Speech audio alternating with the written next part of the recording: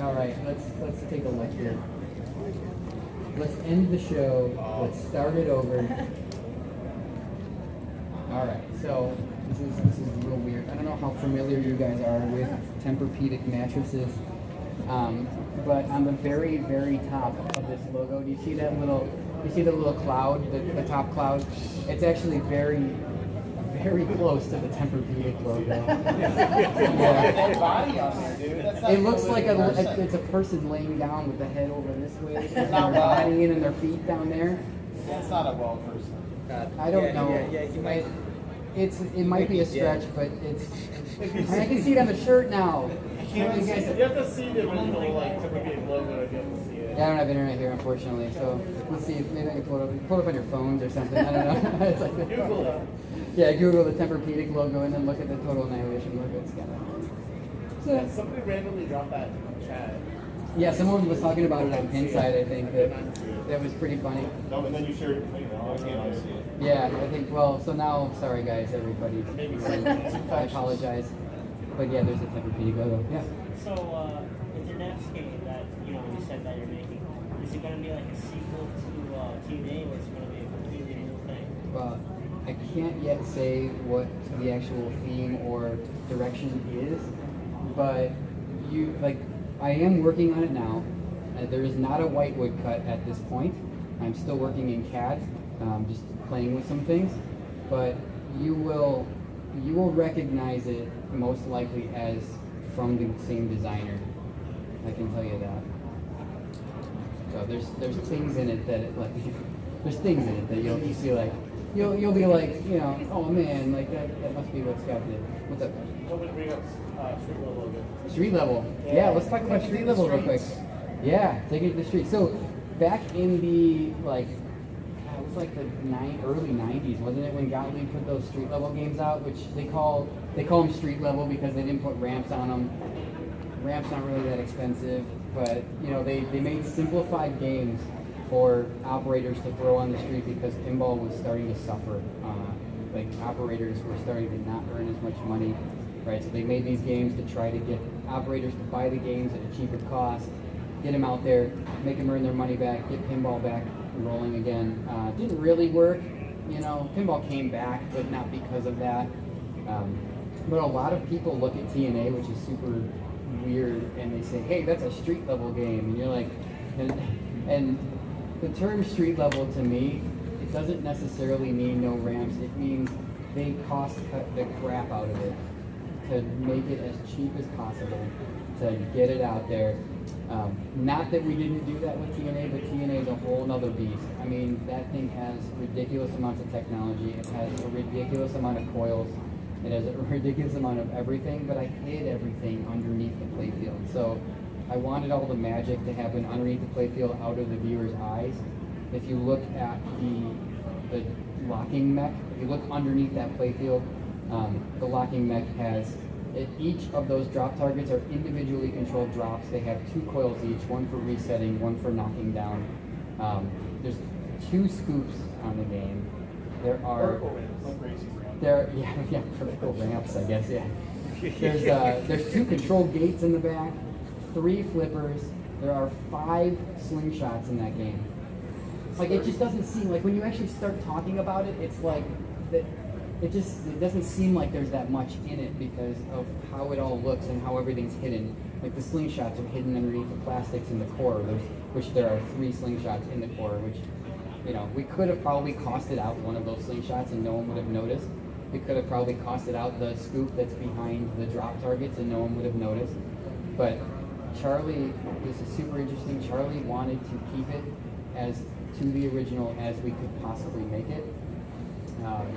We originally tried to get those Bally displays that I had in the whitewood. I actually used 7-digit Bally displays, and then we went to go price those out, and at $50 a piece, that doesn't work on a BOM.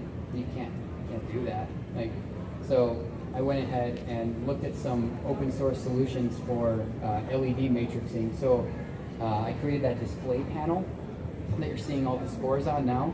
Those are 4 individually addressable displays, which have an LED matrix chip on the back of them, which I can just send serial data to, and it just displays the number for me on whichever display. So I can say, I can send something from the computer of TNA to the little Arduino that I have controlling those and say, on display 1, put the number 200, and it just displays the number 200.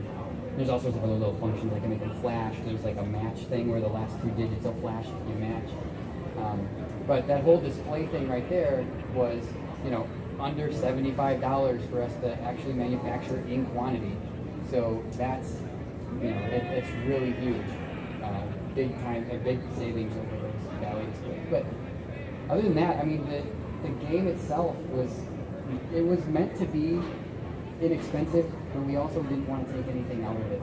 So it was a real tough balancing act to get that thing under $6,000, which is what's actually at $6,000. It's that whole like $5,995 whatever trick that that whole thing that kind of makes it feel like it's under $6,000. It's great, yeah, it's $6,000. But to get it there was really impressive, and I was actually really proud of everyone because every single person on the team that was responsible for getting licensing, getting like royalties or selling parts or anything, every single person took a pay cut so we could get that underneath that mark. Because people were not going to pay $7,000 for this game. It wasn't proven, right? Not many people have played it. It's not from a huge manufacturer. It's it looks weird. There's no ramps on it. How can it cost $7,000? It doesn't.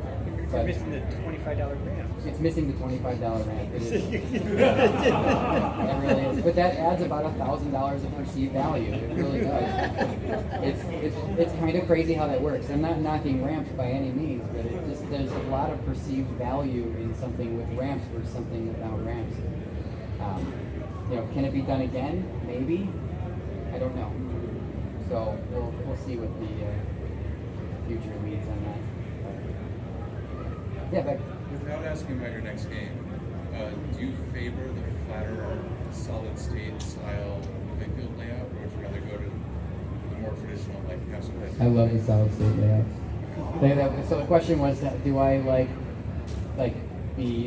those deep ramp-filled layouts or more of the solid state layouts? I have a love for both, obviously, but I really like the competitive nature that the old solid states really brought to the table. Like if you're going to go play Stars, go play some of the old Sterns from back in the 80s when they weren't really doing crazy stuff. Even the ones with little ramps on them that just go to like upper playfields.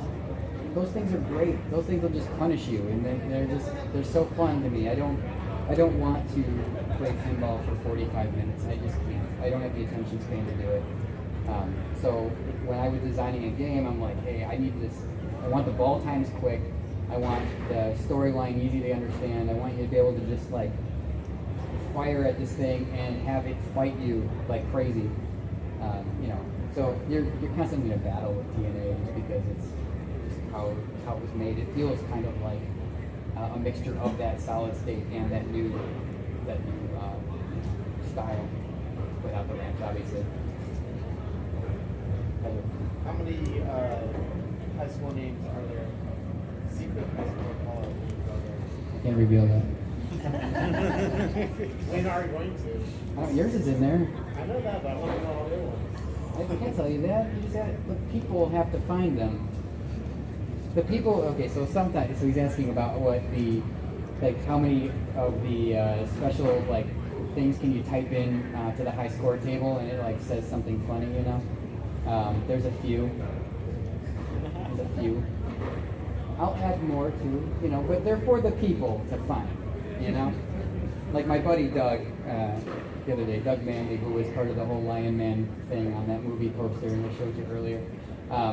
That guy, I put in, there's an audio clip I have of him he's really drunk and he's yelling Lion Man. He yells, Lion Man, just crazy. So I put that in there. If you type in the high score initials DOUG, you can get that one. I'll get that one. That's a freebie. It's also Yeah. Lion. We'll take it. It's also Lion Man. Lion Man also does the same call out. Actually, if you put your initials in this I think Lion there's one Man. other one. There is. That's still Secret J. Jay doesn't talk. There's a few people in there. So, yeah, so that's it. I mean, I can add more of that stuff later. That's the beauty of all this. Like, the software update process on the game is so easy that I can just, if I want to add some more stuff to it one day, I can just be like, all right, cool, add some stuff. Here you go. Throw it out to operators. The software update process is super easy. You take one file, download it from the internet, put it on a flash drive. Doesn't matter if there's other junk on the flash drive. Stick that flash drive into the computer when the thing's on, and it just figures it out and does it. So, it's pretty cool. Yeah. Good idea. What stage of completion was TNA at when Spooky came to you and wanted to produce it? That's a really interesting question. Let me think about that for a second. What stage was TNA at when Spooky came to me and said, hey, we should build this thing? Well, when that actually happened was, we revealed that Spooky would actually be building it at MGC 2017, maybe? I think it's 2017 at MGC early in the year. That was, it was pretty far along. The software was really crappy at that point. It was just real basic things. The sound wasn't all there. The light shows weren't all there. But it was enough to generate interest in the actual game itself. But when Charlie was actually talking to me about building it was actually at Expo 2016. And he said to me, he's like, dude, we have to build this. And I like laughed it off a whole bunch and told him it's not even doable because at Expo 2016, if you guys want to see something crazy, go on YouTube, type in Total Annihilation Expo. And there are videos out there of people taking, cell phone videos of the game and the play, and you can see that I just totally disregarded the LCD screen, and I just had like the standard junk that was on it, and it just made it like kind of glitch every once in a while to look cool, which people thought that was actually broken. Best compliment ever. But yeah, go on the internet, look that up. It's kind of fun to see how bad that actually was when people were starting to get into it, and to what it is now. I guess yeah, I would say. Well, it's kind of amazing if you look under the playfield of your prototype versus a production model. Spooky and their crew did an amazing job, or you and Spooky and the crew, amazing job minimizing the wiring. Yeah, so it's a hot mess under your prototype. It is. The prototype is pretty messy. The Spooky team, they know what they're doing when they're building machines. They have built a lot more than I have. I had like wire tubing on everything, and I had a lot of, just a ton of unnecessary wire harnesses and all sorts of ridiculous crap on the whitewood version. It worked though, and I was kind of happy with that. But they cleaned it up so much, and even the really early production version that I have in my house, you can tell. I went back just a few weeks ago. I was back at Spooky, and I took a look at some of the playfields they're doing now, and it's just, they've routed everything just so much nicer than even my production machine. It's pretty crazy. What number are they on? What's up? What number are they on? Do you know? So what number are they producing right now? Yeah. I'm not sure. I'm not actually sure. It's over 200. I think. What do you get? I got 193, and they finished it up at the beginning of July. So it's okay. really 200s right now. Oh, nice. Okay, Yeah. I got a guy that's got 301, and we're waiting. I think I know that guy that's got 301. Yeah, you know him. That's a real special game. So the 301 game, right? That's a special one because at that point, Spooky Pinball had manufactured America's Most Haunted. They did Rob Zombie. They did some contract games for Domino's and Jetsons.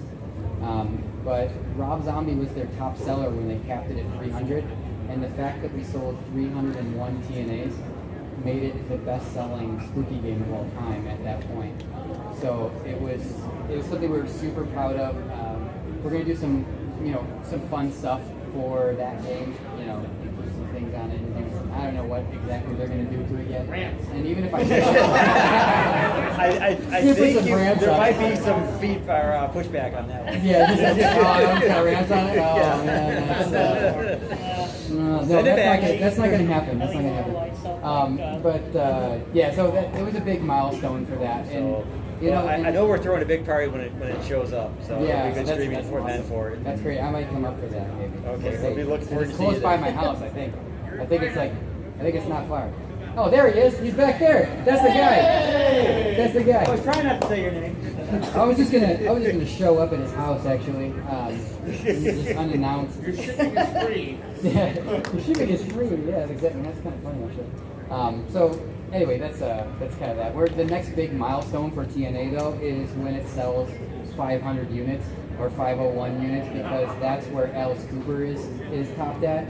So I need to keep this trophy.